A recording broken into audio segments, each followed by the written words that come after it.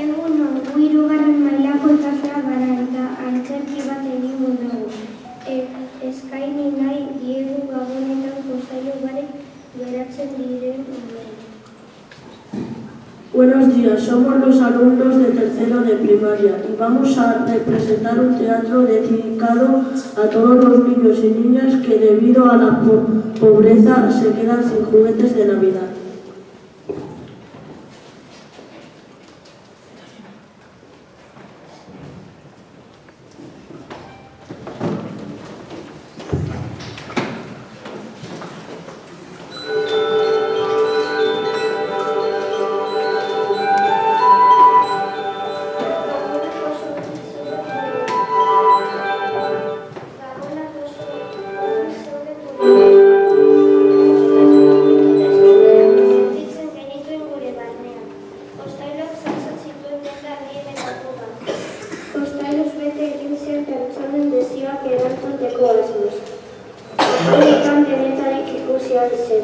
Soldadu armada, pampinaria, dantzaria, mini posturita, payaso malabarista, errota, eta asko beste gauza polit asko ere basoen bakoitzeko alaitasuna sustatzeko.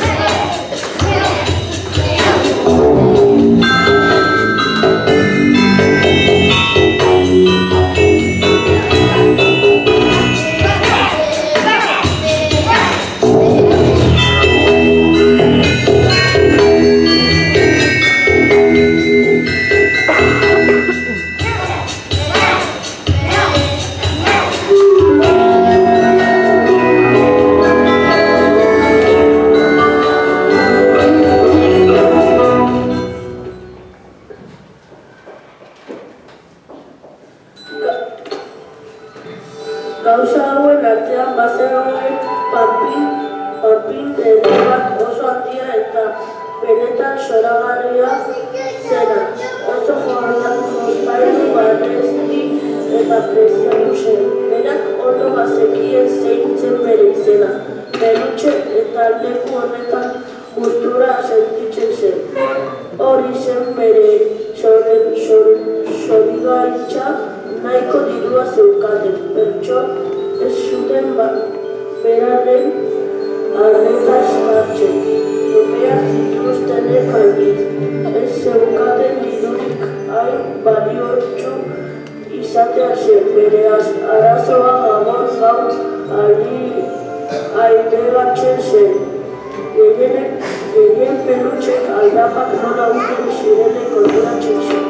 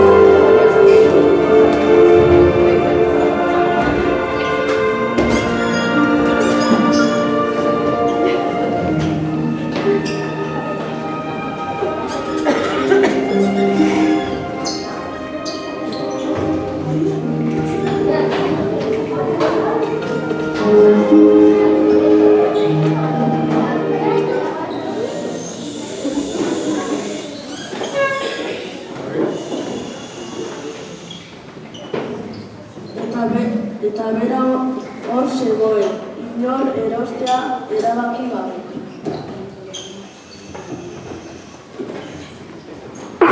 Esateko destua, nola bihurtu zen, batez ere, jostailu dendaren gabe adindako pertsainak jaisten ikusi zuenean.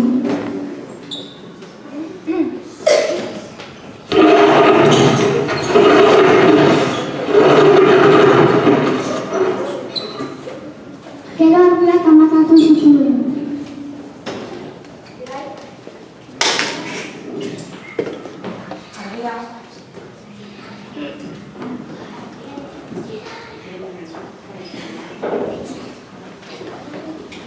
Eta ezitasun giroa dela osoan zabaldu zen, kanpoan berriz zarata zen nagusi lagunak zirela eta.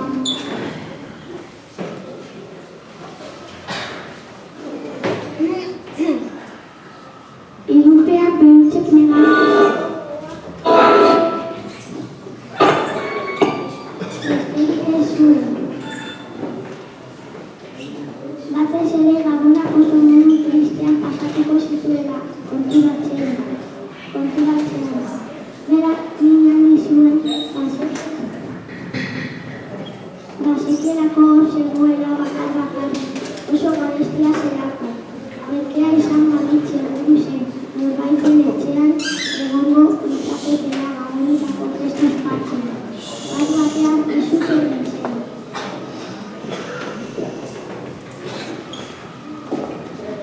Eta bere berriek kultura handiagoa egin zuten, orientelo dela esartzean ikusten. Basetoren postenu eta poltsa bat eskuan zuelari.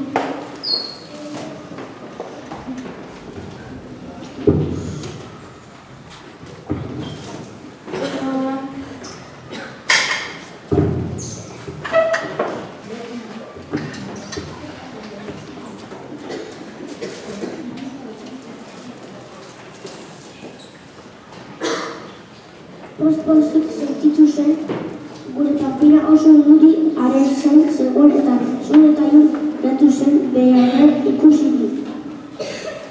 Aurre zaharren zegoela horretxeak berretu zuen, eta naturetasunez esan zion. Zu, Peluche, nahi alduzu nirekin korrimentzako jostailuan baratzea? Peluchek aidapatik sartu egin zuen, eta post-postik egiten zion dentatu. Karako zintia oso behar zendien gaur ospatzu. Herriko konpoldera ailegatu zienean azaila desberdina zen. Zeren herriak eta zagoera zaharra eta bera bizarra herriko zeru batek estaita.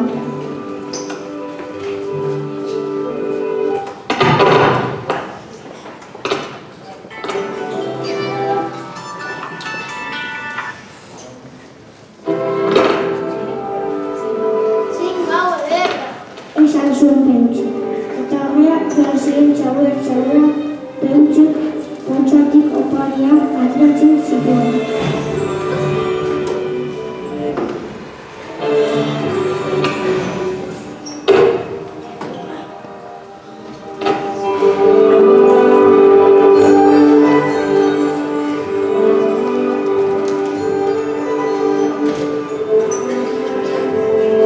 Gau oso horrela pasatu zuten eta egun zentia entzean zegoenean olentzaren olentzari esan ziren. Begira, orain Matilde Andrearen txabolara jango gara.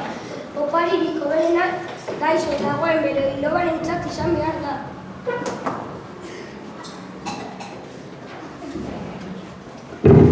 Ez dago gehiagorik. Bai, Peluche, bai, oraindik badago opari bat. Zeu izango zara haren opari.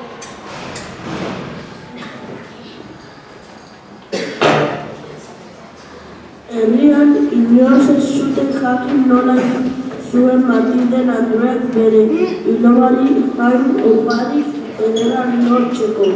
Argi dagoen da ilusio eta ospakizuna egiteko arrazoia zera eta horan egiten zuten.